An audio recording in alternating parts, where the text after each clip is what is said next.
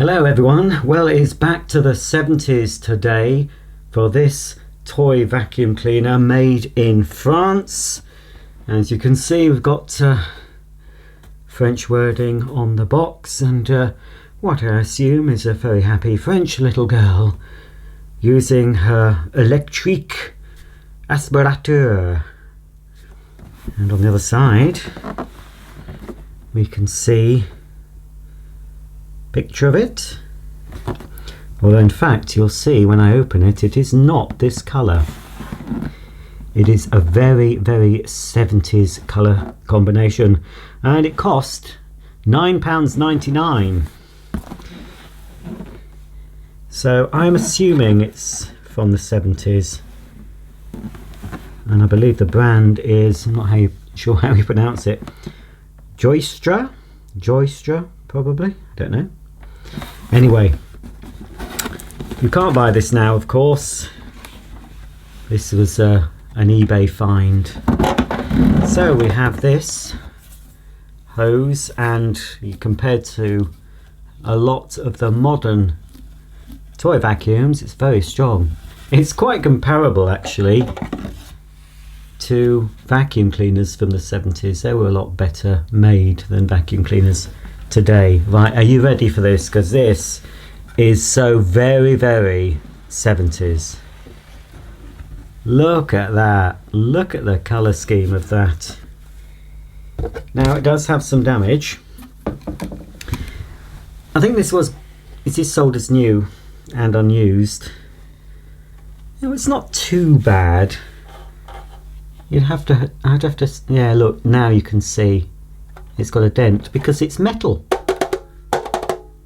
The main body of this cylinder vacuum or canister is metal. But I just absolutely look at that. Look at the colour scheme of that, folks. That is so, it must be from the 70s or very early 80s, this cleaner, or this toy cleaner. So you've got a carry handle. Not very well balanced, it's much heavier at the end, although we've got some bits in there that shouldn't be. The exhaust at the back, got a slider on off. Can't see which is on or off now. Underneath is where we put the batteries, and this takes 4 big D-size batteries. This is the front part, which contains, so you can see it's unused because we've got a completely sealed bag of polystyrene balls and your main nozzle there. So I'm going to have to open this, unfortunately. Why they put that in there, I don't know. There is a filter, but ooh, don't know if it comes off. I might be okay with that. If that does perish, I can just replace that with some sponge filter material. So we'll pop the front back on. Has it got it? I'll just check it, if it's sealed. Well, not really. There's no real seal, but it's a tight enough fit. So there's the cleaner. Now need to put batteries in, obviously. So we will open up the battery compartment. To access the battery compartment, we just slide the cover down. There's no screws to undo like with modern battery operated toys. You have to access the batteries by undoing a screw, and it's a safety reason. Obviously back in the day toys were still supposed to have safety standards, but they've tightened them up considerably since this toy was in the shops. So we've got to insert the big, expensive, heavy batteries and then slide the cover back over. And now I can insert the hose into the cleaner. It's a very tight fit. But that's in place, and then we've got no handle, just one single extension tube, but again that feels a lot better than some of the modern ones, a lot stronger. And it's a tight fit. There we are, push and twist action, there we go. And then finally we've got this simple nozzle.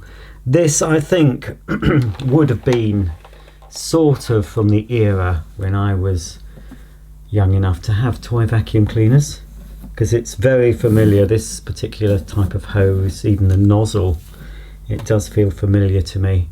But I don't remember this particular one. I did have one that was more of a tub shape and it came with polystyrene balls. That's the earliest toy vacuum I can remember having. Okay then, well, let's fire up this vacuum. Let's see how noisy it is. Turn it on via the switch here.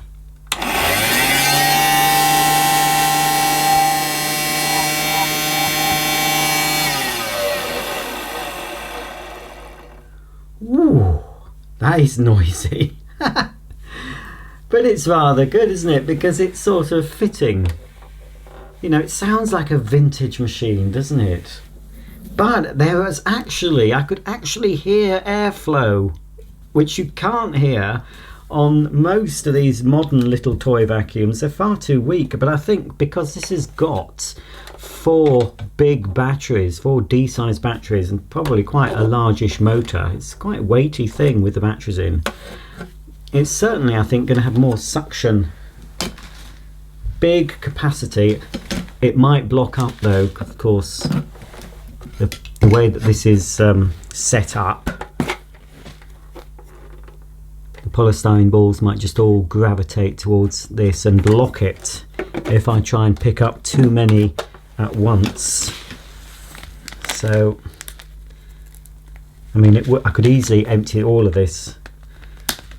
I'll just do a little bit to start with, because I've never used this. I've had it quite a while, this, and I think I put batteries in to test it. I can't remember, but I've never actually tried using it. So I think I'll just use the end of the extension wand initially.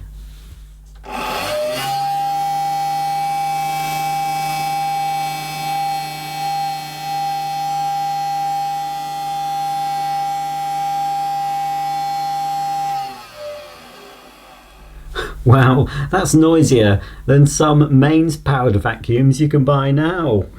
Crikey, that would certainly make a racket, but it all adds to its vintage charm for me. But as you can see, look, all the polystyrene balls didn't just stick to that filter, they have actually gathered at the bottom of that see-through container, so that's good. I'm going to, oh, I've lost a couple. Again, we've got the static problem with these polystyrene balls. I'll now put on the nozzle. We'll pop down some more of this dirt. Well, we'll put all of it down. There's plenty of capacity for it. And we'll have another go at this. I didn't really think to warn headphone users in these videos. I thought, well, they're not going to be loud enough for you to be bothered with. Look at that, I'm really spreading out the dirt. There's one toy vacuum I remember having that was a cylinder one, and it was based on the Electrolux 330. Now I actually have the real thing in my collection, and I did have that toy one. I got it a few years ago, but I foolishly sold it, and I've not seen one since. And that was a really very good little model. I think it even had a cloth bag. Okay, time to pick all this dirt up.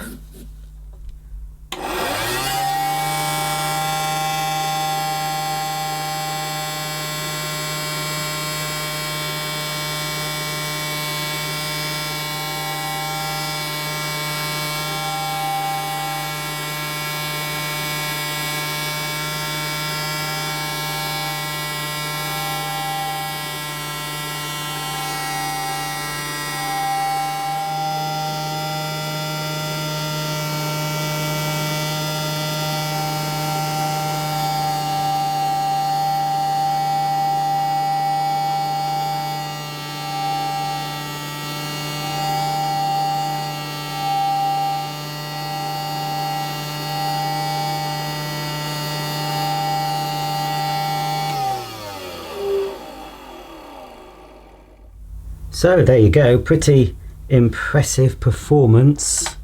I think to empty it, I'm not sure how we empty it without spilling it everywhere. Well, I'm going to spill it anyway, but see, if I tilt it too far, all the muck's going to go through into the hose.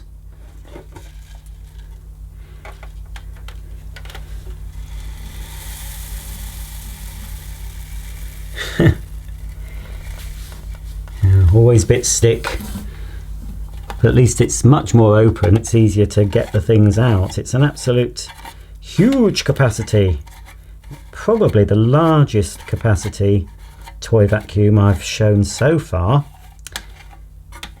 The Dyson DC01 model also has a big capacity, but I think this one beats it, and I think this one beats it for airflow too.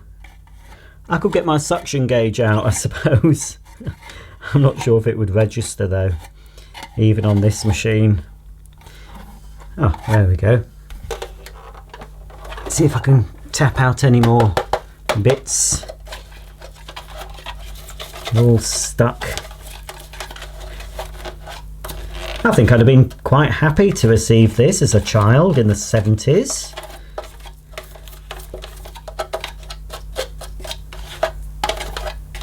Probably does sound just like an old-fashioned metal-bodied cylinder. Right, well, we'll do it all over again, just for fun. Make sure that's on properly. There we are. We'll pick up this pile of polystyrene beads one more time, and then that will be the last you may see of this lovely vacuum.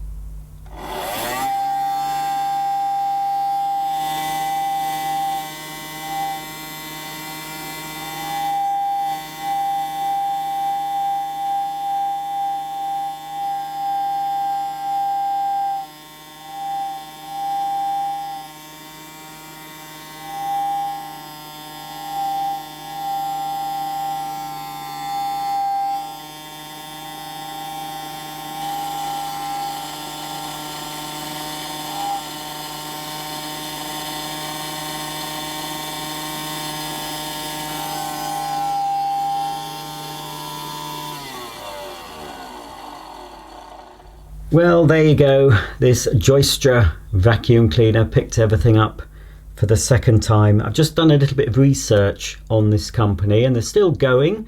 They were founded in 1934, and apart from things like this, I think they were more known for tin plate toys, vehicles and that sort of thing. But this is tin plate. I did a little search and a few of these popped up in the search engine, you know, not for sale, but pictures of them. And there were some other variants as well, different colours. But this to me, this is the one I would have always wanted, because it is so 70s. It is absolutely the colour of that. We had wallpaper in my bedroom, similar colours back in the 70s, the oranges and browns and creams. It's really good. I'm really, you know, I've had it a long time, and often I buy these things on eBay when I see them and put them away, thinking one day I'll have time to make a video. And I am finding time at the moment to make a lot of videos, mainly on my toy vacuum collection. But this is one of my favourites so far. I just absolutely love its retro design. That's it for today. If you have any comments or questions about this French-made toy vacuum cleaner, or any toy vacuum cleaners, please comment below, and I'll see you all for the next video. Bye for now.